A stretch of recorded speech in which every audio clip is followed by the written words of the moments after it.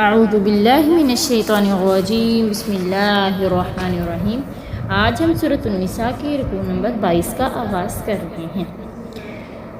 یسألو کا سوال کرتے ہیں آپ سے اہل الکتاب، اہل کتاب، تنزل علیہم، کہ آپ نازل کریں ان پر کتاباً، ایک ایسی کتاب، من السماء، جو آسمان سے اتاری جائے۔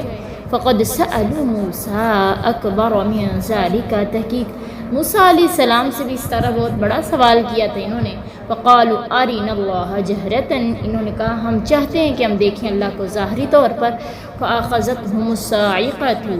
پھر پکڑا انہیں ایک چیخ نے، بظلمہم، ان کے ظلم کے سبب۔ ثم اتخذوا العجل، پھر پکڑا انہوں نے بچھڑے کو، من بعد، اس کے بعد، ما جاءتهم البینات، جب آ گئی ان کے پاس واضح نشانیاں۔ فعفونا عن ذلک، پھر ہم نے درگزر کیا ان سے اس بارے میں۔ وآتینا، اور ہم نے دی موسیٰ کو، سلطانا مبینا، واضح دلیل۔ یہودیوں نے اللہ تعالیٰ کے رسول سے مطالبہ کیا کہ جس طرح موسیٰ پر پوری تورات لکھی ہوئی نازل ہوئی تھی، اسی طرح آسمان سے ہمارے لیے کوئی کتاب اترنی چاہیے تاکہ ہم تمہارے اوپر ایمان لے آئیں۔ یہ بات انہوں نے ہٹ دھرمی اور کفر کی وجہ سے کی تھی، ورنہ رسول اللہ صلی اللہ علیہ وسلم پر ایمان لانے کے لیے تورات میں بیان کردہ دلائل و براہین کے بعد انہیں کسی دلیل کی ضرورت نہیں تھی۔ اللہ تعالیٰ نے فرمایا کہ آپ ان کے اس مطالبے پر حیرت نہ کریں، انہوں نے تو موسیٰ سے بھی اس سے بڑے سوال کا مطالبہ کیا تھا کہ ہم اللہ تعالیٰ کو ان ظاہری آنکھوں سے دیکھنا چاہتے ہیں، ہمیں دکھاؤ۔ تو آسمان سے بجلی نے ان پر عناد و تکبر کی وجہ سے اپنی گرفت میں لے لیا اور وہ سب کے سب ہلاک ہو گئے۔ پھر اللہ تعالیٰ نے ان کے حال پر رحم کرتے ہوئے انہیں دوبارہ زندہ کیا۔ اس کے علاوہ انہوں نے بچڑے کو معبود بنا کر اس کی پرستش شروع کر دی۔ جب موسیٰ علیہ السلام کوہ طور سے واپس آئے، دوبارہ انہیں توحید کی دعوت دی، شرک پر ان کی سرزنش کی، تب انہوں نے توبہ کی اور اللہ تعالیٰ نے انہیں معاف کر دیا۔ آگے اللہ کہہ رہے وَرَفَعْنَا فَوْقَهُمُ الطُّورَ، ہم نے اٹھایا ان سے طور پہاڑ کو، بِمِيثَاقِهِمْ، ان کے پختہ عہد کے سبب، وَقُلْنَا لَهُمُ ادْخُلُوا الْبَابَ سُجَّدًا، ہم نے کہا ان سے کہ داخل ہو جو دروازے سے سجدہ کرتے ہوئے، وَقُلْنَا لَهُمْ لَا تَعْدُوا فِي السَّبْتِ، اور ہم نے ان سے کہا کہ زیادتی مت کرو ہفتے کے دن میں، وَأَخَذْنَا مِنْهُمْ مِيثَاقًا غَلِيظًا، ہم نے ان سے لیا پختہ عہد۔ آگے اللہ کہہ رہے ہیں فَبِمَا نَقْضِهِمْ، پھر بسبب ان کے عہد کو توڑنے کے، وَكُفْرِهِمْ بِآيَاتِ اللَّهِ، اللہ کی آیات کے ساتھ کفر کرنے کے سبب، وَقَتْلِهِمُ الْأَنْبِيَاءَ بِغَيْرِ حَقٍّ، اور نبیوں کو بغیر حق کے قتل کرنے کے سبب، وَقَوْلِهِمْ قُلُوبُنَا غُلْفٌ، اور انہوں نے کہا کہ ہمارے دل تو پردے میں ہیں، بَلْ طَبَعَ اللَّهُ عَلَيْهَا، بلکہ اللہ نے تو مہر لگا دی اس پر، بھی کفرہم، ان کے کفر کے سبب، فلا یؤمنون الا قلیلا، بہت کم ہے جو ایمان لے کر آتے ہیں۔ یہ ان گناہوں کا ذکر ہے جن کا یہودیوں نے ارتکاب کیا، اور انہی کی وجہ سے اللہ تعالیٰ نے ان پر لعنت کو واجب قرار دے کر انہیں ہدایت سے محروم کر دیا۔ انہوں نے اس عہد و پیمان کو توڑ دیا جو اللہ تعالیٰ نے ان سے لیا تھا، اللہ تعالیٰ کی آیات کے ساتھ کفر کیا۔ آیات سے مراد دلائل و براہین اور معجزات ہیں جن کا انہوں نے انبیاء کے ہاتھوں مشاہدہ کیا تھا۔ ان کے جرائم کی کثرت اور انبیاء اکرام کے بارے میں جرت اس حد تک بڑھ گئی تھی کہ انہوں نے انبیاء اکرام کی ایک بہت بڑی جماعت کو شہید کر دیا۔ انہوں نے تکبر میں آ کر کہا کہ ہمارے دلوں پر پردہ پڑ گیا ہے اور ہمارے دل پردے کے اندر ہیں، ان میں انبیاء کی باتیں داخل نہیں ہوتی، تو ہمارا کیا قصور ہے۔ اللہ تعالیٰ نے ان کی تردید کر دی اور کہا کہ بات بالکل برعکس ہے، اللہ تعالیٰ نے تو ان کے کفر کی وجہ سے ان کے دلوں پر مہر لگا دی ہے، اس لیے اب یہ حق بات کو قبول ہی نہیں کر سکتے۔ سیدنا ابو ہریرہ رضی اللہ تعالیٰ عنہ بیان کرتے ہیں کہ رسول اللہ صلی اللہ علیہ وسلم نے فرمایا، بندہ جب کوئی گناہ کرتا ہے تو اس کے دل پر ایک سیاہ نقطہ لگ جاتا ہے، پھر اگر وہ گناہ چھوڑ دے، استغفار کرے، توبہ کر لے تو اس کا دل صاف کر دیا جاتا ہے، اور اگر وہ دوبارہ گناہ کرے تو سیاہ نقطہ بڑھتا چلا جاتا ہے۔ جب گناہ بہت زیادہ بڑھ جاتے ہیں تو وہ سیاہ نقطہ سارے دل پر چھا جاتا ہے۔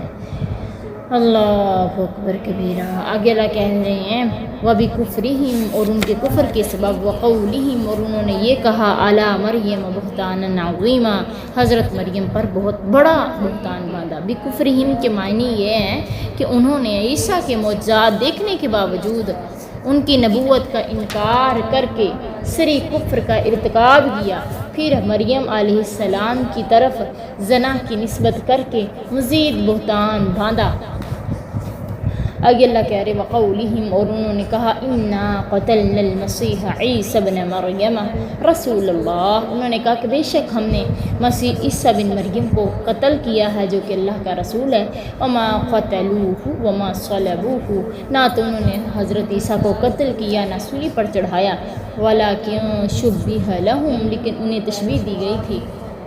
وَإِنَّ الَّذِينَ اخْتَلَفُوا فِيهِ، بے شک وہ لوگ جنہوں نے اختلاف کیے اس میں، لفی شک منہ، اس میں شک کرتے ہیں، مَا لَهُمْ بِهِ مِنْ عِلْمٍ، نہیں ہے انہیں اس بات کا علم، إِلَّا اتِّبَاعَ الظَّنِّ، مگر وہ اپنے گمان کی پیروی کرتے ہیں۔ وَمَا قَتَلُوهُ، یقینا انہوں نے یقینی طور پر حضرت عیسیٰ کو قتل نہیں کیا، بل رفعہ اللہ الیہ، بلکہ اللہ نے تو انہیں زندہ آسمان پہ اٹھا لیا۔ وکان اللہ عزیز حکیمہ، اللہ غالب بھی ہے اور حکمت والا بھی ہے۔ یہودیوں نے دعویٰ کیا کہ انہوں نے حضرت عیسیٰ بن مریم کو قتل کر دیا تھا۔ یہودی حضرت عیسیٰ کو رسول اللہ حقارت اور مذاق کے طور پر کہتے تھے۔ اللہ تعالیٰ نے ان کے اس دعوے کی تردید کی اور کہا کہ انہوں نے عیسیٰ کو نہ تو قتل کیا نہ پھانسی دی، بلکہ وہ شبہ میں ڈال دیے گئے تھے۔ اسی لیے اللہ تعالیٰ نے کہا کہ جن لوگوں نے حضرت عیسیٰ کے بارے میں اختلاف کیا دراصل وہ شک میں مبتلا ہوئے ہیں، ان کے پاس اس بارے میں کوئی صحیح علم نہیں ہے، وہ تو محض ظن و گمان سے ایک بات کہتے ہیں۔ اس میں کوئی شبہ نہیں کہ انہوں نے حضرت عیسیٰ کو قتل نہیں کیا، بلکہ اللہ تعالیٰ نے انہیں اپنی طرف بلا لیا تھا۔ بل رفعہ اللہ الیہ وکان اللہ عزیزا حکیمہ، اللہ نے تو اسے زندہ آسمان پہ اٹھا لیا، اللہ غالب ہے، حکمت والا ہے۔ اللہ تعالیٰ نے حضرت عیسیٰ علیہ السلام کو اپنی طرف آسمان پر اٹھا لیا جہاں وہ زندہ موجود ہیں۔ قیامت سے پہلے وہ دوبارہ دنیا میں آئیں گے، 40 سال یہاں زندگی گزاریں گے، دجال کو قتل کرنے کے بعد طبی موت فوت ہو جائیں گے۔ سیدنا عیسیٰ علیہ السلام کا اپنے ناسوتی بدن کے ساتھ آسمان کی طرف بلایا جانا اور ان کی حیات، یہ امت مسلمہ کا متفقہ عقیدہ ہے کہ جس کی بنیاد قرآنی تصریحات اور ان تفصیلات پر ہے کہ جو احادیث میں وارد آتی ہیں۔ حافظ ابن حجر رحمہ اللہ فرماتے ہیں کہ تمام اصحاب تفسیر اور ائمہ حدیث اس پر متفق ہیں کہ سیدنا عیسیٰ اپنے بدن سمیت آسمان پر اٹھا لیے گئے تھے، لہٰذا حیات عیسیٰ کے انکار سے قرآن و حدیث کا انکار لازم آتا ہے جو موجب گمراہی ہے۔ آگے اللہ کہہ رہے ہیں وَإِن مِّنْ أَهْلِ الْكِتَابِ، اہل کتاب میں سے کچھ ایسے کہ إِلَّا لَيُؤْمِنُنَّ بِهِ قَبْلَ مَوْتِهِ، مگر اس کی موت سے پہلے اس پر ضرور ایمان لائے گا۔ اہل کتاب میں کوئی نہیں مگر اس کی موت سے پہلے اس پر ضرور ایمان لائے گا۔ وَيَوْمَ الْقِيَامَةِ يَكُونُ عَلَيْهِمْ شَهِيدًا، قیامت کے دن وہ ان پر گواہ ہوگا، یعنی جب عیسیٰ کا دوبارہ دنیا میں نزول ہوگا وہ دجال کو قتل کر کے اسلام کا بول بالا کریں گے، تو اس وقت جتنے یہودی اور نصرانی ہوں گے نا وہ انہیں بھی قتل کر ڈالیں گے اور روئے زمین میں مسلمانوں کے سوا کوئی اور باقی نہیں بچے گا۔ حضرت عیسیٰ جزیہ موقوف کر دیں گے اور یہود و نصارہ میں سے جو اسلام قبول نہیں کریں گے اسے قتل کر دیں گے۔ سیدنا ابو ہریرہ بیان کرتے ہیں کہ رسول اللہ صلی اللہ علیہ وسلم نے فرمایا، اس ذات کی قسم جس کے قبضہ قدرت میں میری جان ہے، جلد ہی تم میں عیسیٰ علیہ السلام ایک عادل حاکم کی حیثیت سے نازل ہوں گے۔ وہ صلیب توڑ دیں گے، خنزیر کو قتل کر دیں گے، جزیہ ختم کر دیں گے، نیز تب مال کی اس قدر فراوانی ہو جائے گی کہ اسے قبول کرنے والا کوئی نہیں ہوگا، حتیٰ کہ ایک سجدہ دنیا و ما فیہا سے بہتر ہوگا۔ یہ بیان کرنے کے بعد سیدنا ابو ہریرہ نے فرمایا، اگر تم چاہو تو یہ آیت پڑھ لو، وَإِن مِّنْ أَهْلِ الْكِتَابِ إِلَّا لَيُؤْمِنُنَّ بِهِ قَبْلَ مَوْتِهِ وَيَوْمَ الْقِيَامَةِ يَكُونُ عَلَيْهِمْ شَهِيدًا۔ حضرت ابو ہریرہ بیان کرتے ہیں کہ رسول اللہ صلی اللہ علیہ وسلم نے فرمایا، اس ذات کی قسم جس کے ہاتھ میں میری جان ہے، حضرت عیسیٰ بن مریم جو ہے نا، فجر روحا نامی جگہ سے حج یا عمرے یا دونوں کا اکٹھا ہی تلبیہ پکاریں گے، یعنی فج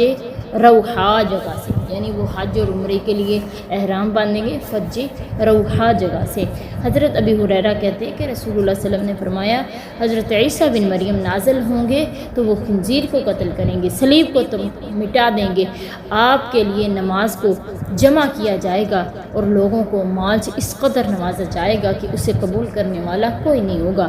آپ خراج کو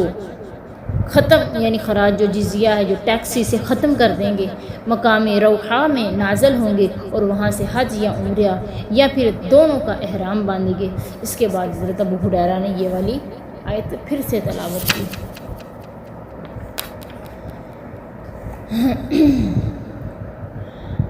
اسی طرح ایک اور حدیث ہے کہ حضرت ابو ہریرہ کہتے ہیں کہ نبی صلی اللہ علیہ وسلم نے فرمایا کہ تمام انبیاء بھائی بھائی ہیں، ان کی مائیں مختلف ہیں مگر ان کا دین ایک ہے۔ میں عیسیٰ علیہ السلام کا اور لوگوں کی نسبت سے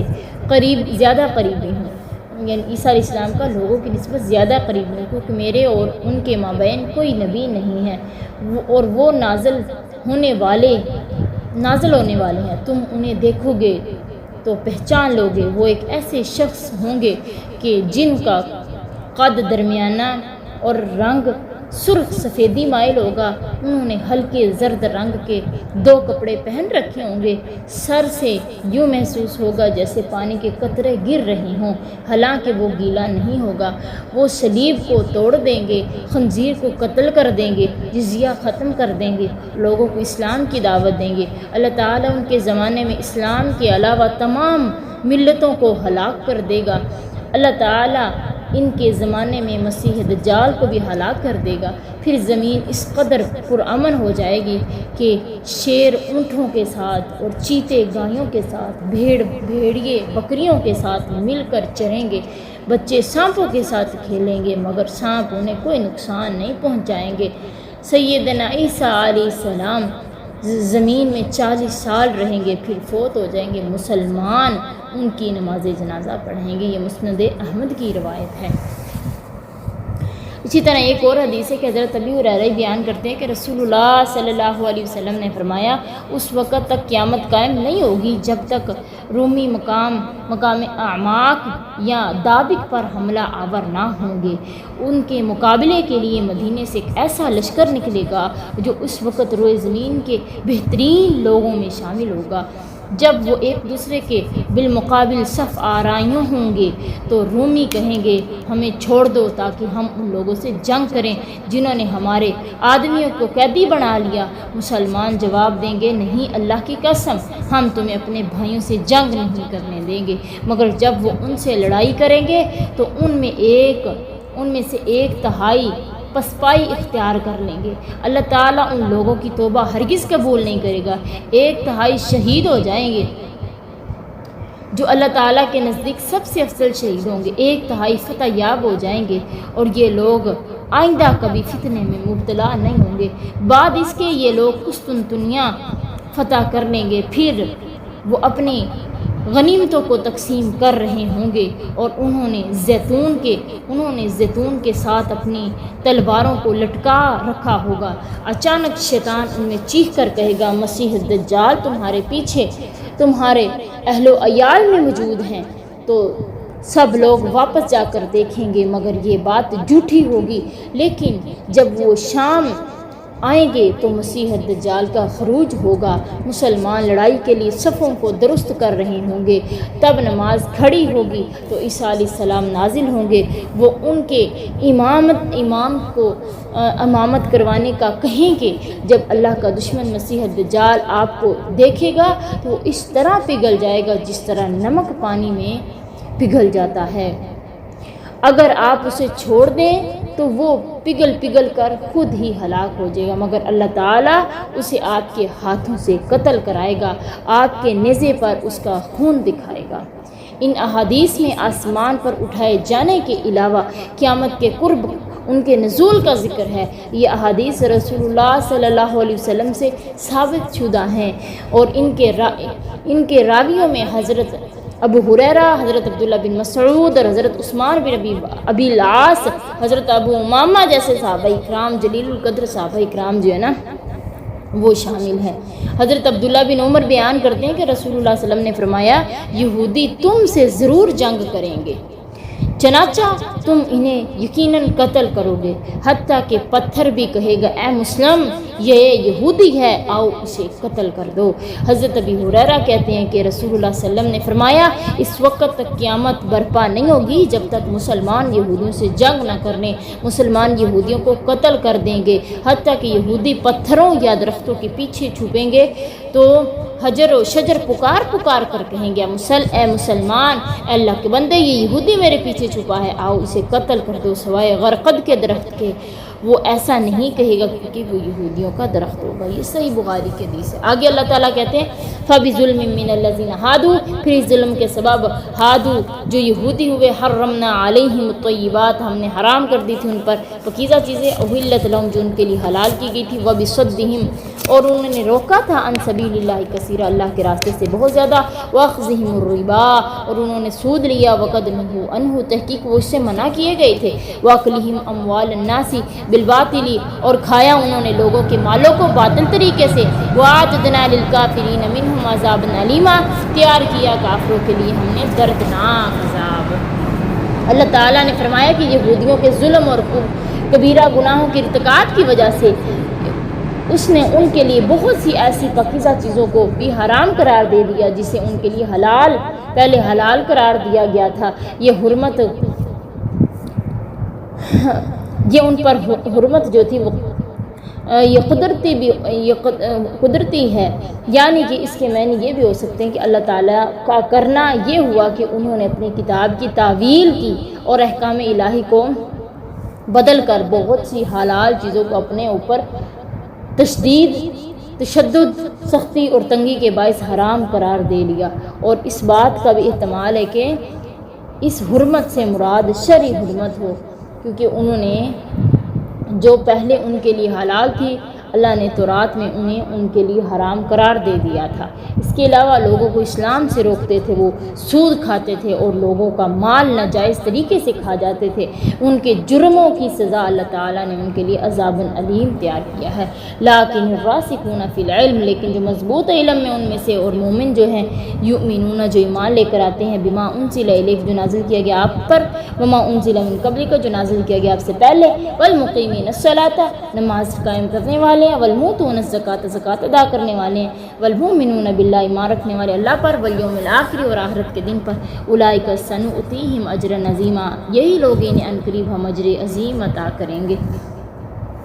یعنی علم میں پختہ وہ لوگ ہیں جو منزل من اللہ، وحی کے متلاشی ہوں، وحی سے دلیل اور رہنمائی حاصل کریں، لکیر کے فقیر نہ ہوں، نہ تقلید آبا کے پابند ہوں، جیسے کہ عبداللہ بن سلام اور ان کے ساتھی جنہوں نے یہودیت سے تائب ہو کر اسلام قبول کر لیا تھا، رسول اللہ صلی اللہ علیہ وسلم کو بحیثیت رسول تسلیم کر لیا تھا، ان کے لیے اللہ کے ہاں دوہرا اجر ہے۔ حضرت ابو موسیٰ اشعری بیان کرتے ہیں کہ رسول اللہ صلی اللہ علیہ وسلم نے فرمایا 3 شخص ایسے ہیں جن کے لیے دگنا ثواب ہے۔ پہلے نمبر پر ہے وہ شخص جو اہل کتاب میں سے ہے، اپنے نبی پر ایمان لائے اور پھر محمد صلی اللہ علیہ وسلم پر ایمان لائے۔ دوسرے نمبر پر ہے مملوک غلام، جب کہ وہ اللہ کے حق کو اور اپنے مالکوں کے حق کو دونوں کو ادا کرے۔ تیسرے نمبر پر ہے وہ شخص جس کے پاس اس کی لونڈی ہو، اس نے اسے ادب سکھایا، عمدہ تربیت کی اور اسے اچھی اور عمدہ تعلیم دلوائی، پھر اسے آزاد کر کے اس سے نکاح کر لیا، پس اس کے لیے بھی اللہ نے دگنا اجر۔ یہ آج کا سبق، آگے انشاءاللہ ہم پڑھتے ہیں۔